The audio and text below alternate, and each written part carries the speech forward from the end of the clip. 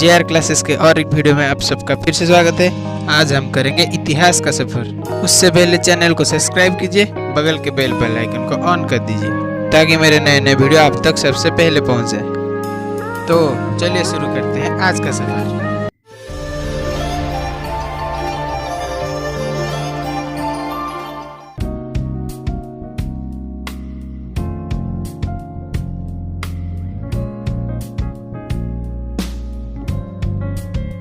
क्या आपने कभी सोचा है कि कंप्यूटर दुनिया में आया कैसे?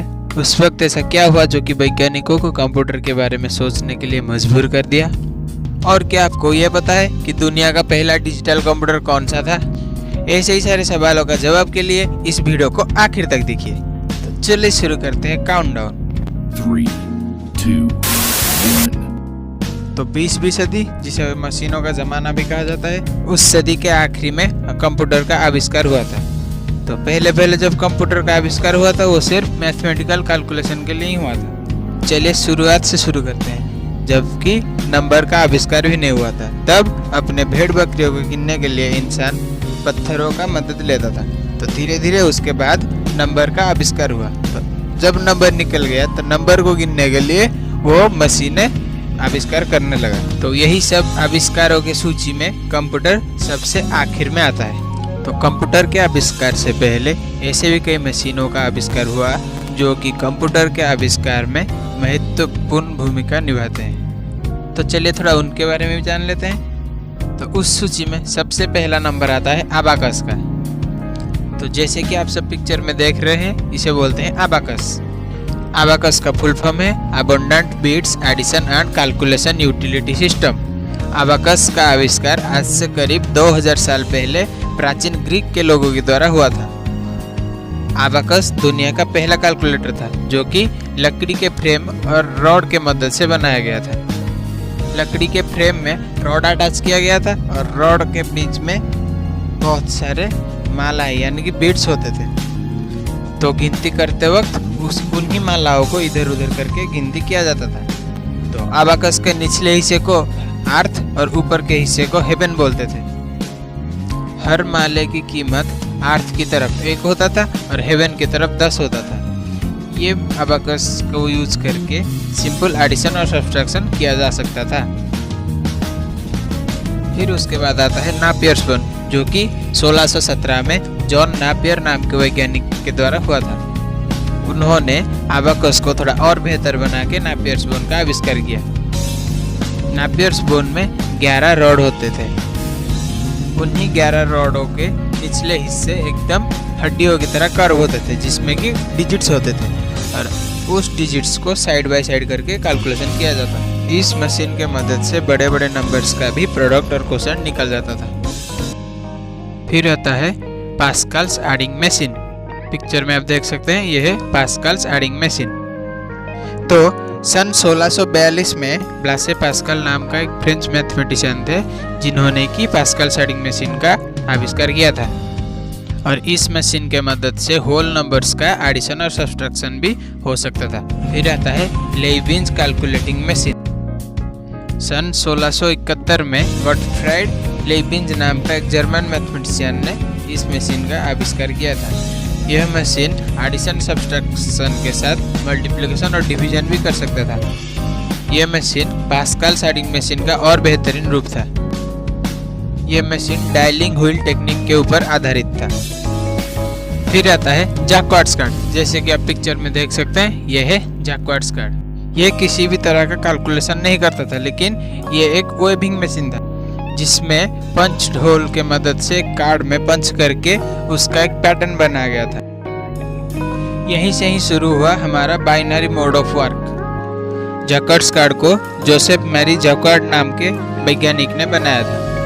Next comes analytical engine.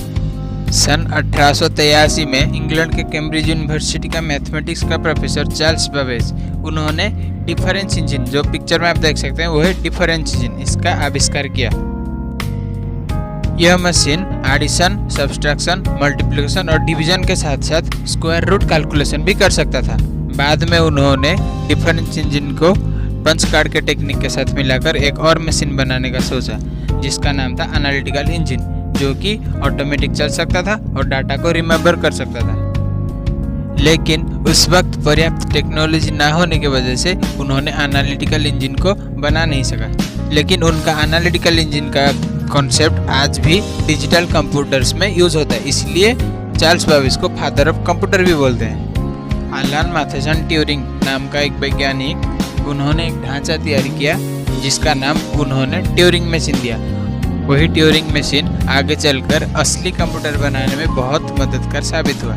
फिर और एक साइंटिस्ट जॉन वॉन न्यूमैन, उन्होंने एक आर्किटेक्चर तैयार किया था जो कि प्रोग्राम्स को याद कर सकता था। उसका नाम जॉन न्यूमैन आर्किटेक्चर था। तो यही सारी चीज़ों के बदौलत ही असली डिजिटल कंप्यूटर का आविष्कार हो पाया था।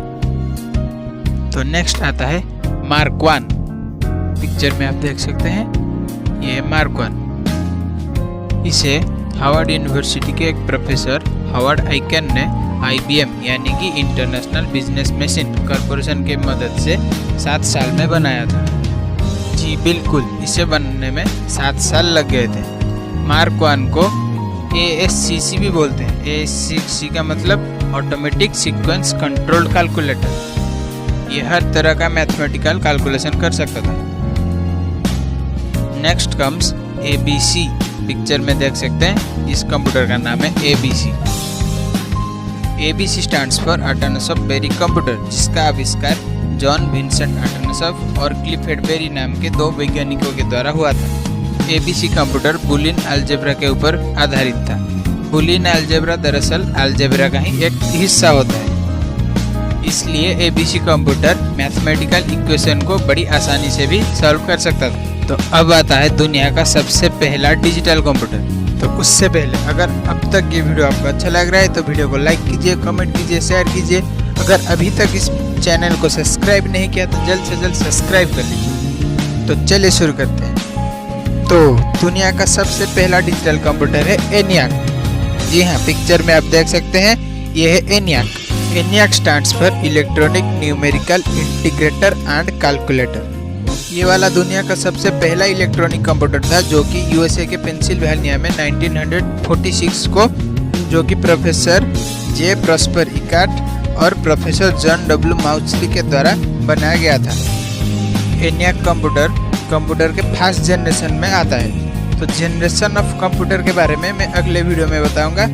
उसे जानने के लिए जल्द से जल्द मेरे चैनल को सब्सक्राइब कर लीजिए। तो इस कंप्यूटर में भी एक प्रॉब्लम था कि इस कंप्यूटर में गलती ढूंढने और उसे ठीक करने का बहुत ही कम चांस होता था, क्योंकि इस कंप्यूटर में लगभग 19,000 वैक्यूम ट्यूब्स का यूज हुआ था और ये कंप्यूटर लगभग 800 स्क्वायर फीट में फैला हुआ था।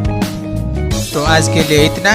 तो जाने से पहले चैनल को सब्सक्राइब करिए और बगल के बेल आइकन को जल्द से ऑन कर दीजिए।